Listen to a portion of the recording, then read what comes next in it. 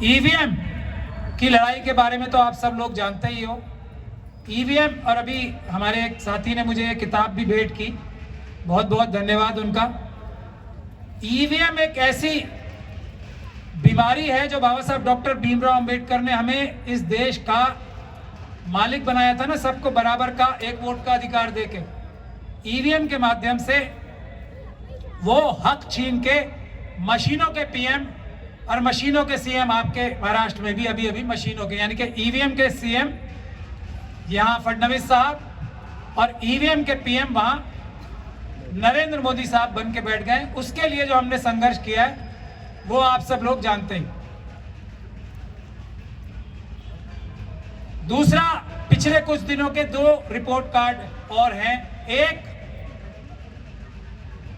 आप सभी लोगों को पता होगा, आईआईटी दिल्ली में 2 शेड्यूल कास्ट कम्युनिटी के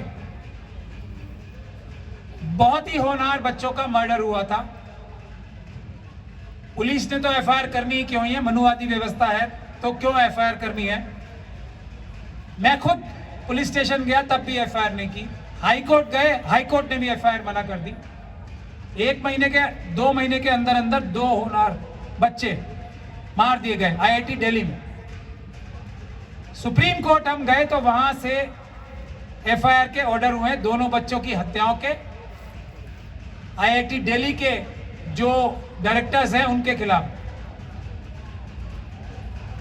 ना सिर्फ इन 2 बच्चों के बल्कि पूरे देश में यह भी तय हुआ है कि जैसे जैसे जहां जहां आत्महत्याएं हुई हैं उनके खिलाफ भी एफआईआर दर्ज करने का आदेश ये हुआ है। अब किसी भी जगह हमारे देश में हमारे छात्र, जो कि 13,000 से ज्यादा पिछले साल जिन्होंने सुसाइड किए, किसानों से भी ज्यादा, उनके खिलाफ जहां जहां भी आप लोगों को कुछ पता लगे तो आप कोशिश कीजिए उनके खिलाफ। अगर आत्महत्या का भी मामला है तो भी एफआईआर दर्ज कराने की कोशिश करें। ये रिपोर्ट नंबर 1। रिपोर्ट नंबर 2, एक कपिल मिश्रा साहब थे दिल्ली के, जब दंगे हुए थे तो हमने वादा किया था कि जो आरएसएस और बीजेपी के लोग, मनुवादी लोग इन दंगों के लिए जिम्मेदार हैं, उनको हम जेल भिजवाने का काम करेंगे। तो कपिल मिश्रा जी जो आज दिल्ली के लॉ मिनिस्टर बने हैं ताजा, उनके खिलाफ भी हमने एफआईआर के ऑर्डर कराए हैं न्यायालय से। तो 2 मेरे रिपोर्ट कार्ड थे। रिपोर्ट कार्ड बताने की एक वजह और भी है। हम लोग ईमान वाले अंबेडकरवादी वकील हैं। हम केस जीतने के लिए लड़ते हैं, पूरी ताकत से लड़ते हैं। इसीलिए शायद ऊपर वाले ने हमारा सक्सेस रेट भी, खास तौर पे जो हम सामाजिक कार्य करते हैं, 100% रखा है आज तक का।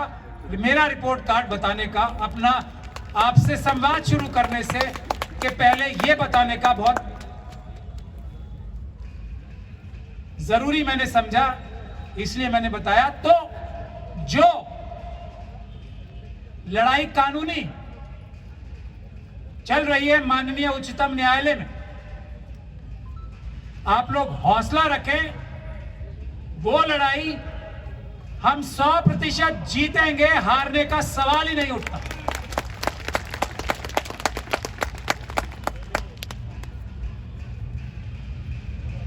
इसीलिए मैंने अपना रिपोर्ट कार्ड भी पेश किया था कि हम लोग जो कहते हैं वो करते हैं। और ये आज मैं यहां खड़े होकर इस महान विशाल जनसभा में, और मुझे दुख है जिन जिन लोगों को कारत साहब ने इनवाइट किया था, इससे महत्वपूर्ण बात किसी भी अंबेडकरवादी के लिए, किसी भी तथागत गौतम बुद्ध को मानने वाले के लिए, उनकी इज्जत करने वाले के लिए इससे महत्वपूर्ण कार्यक्रम कोई नहीं था। मुझे बहुत दुख है जो आज लोग यहां नहीं आए हैं, उनको अपनी रीढ़ की हड्डी चेक करानी चाहिए, और अंबेडकरवादी की रीढ़ की हड्डी ही उसका सब कुछ है। नागपुर के प्रोग्राम में, अगर इतने बड़े प्रोग्राम में, इतने महत्वपूर्ण प्रोग्राम में जिससे संविधान बचेगा, बाबा साहब ने बौद्ध धर्म अपनाया था, तो बौद्ध क्या की तकलीफ लेके क्या इस दुनिया से नहीं गए होंगे वो? आज जो इस सभा में हाजिर नहीं है, यहां पर आप लोग तो आए हो इतनी बड़ी संख्या में, मुझे उनकी अंबेडकरवादी होने पे शक होने लगेगा, कम से कम मैं इतना कह सकता हूं। ये आर पार की लड़ाई शुरू हो चुकी है बोध गया से। अब इसमें बहानेबाजी नहीं चलेगी। जो हमारा है वो इस तरफ है, जो नहीं है उसको हम देखेंगे। छल कपट नहीं चलेगा। पुष्यमित्र सुंग वाला छल कपट अब नहीं चलेगा। पीछे से वार नहीं होगा, सामने से हम देखेंगे। तो मेरा यह कहना है सबसे पहले तो, और इसका जो ये बुद्ध गया का जो इशू है, मैं अपने मुस्लिम समाज के लोगों को खास तौर पे बहुत दिन से समझा रहा था, बहुत दिन से। दुख है मुझे बहुत कि मेरी बात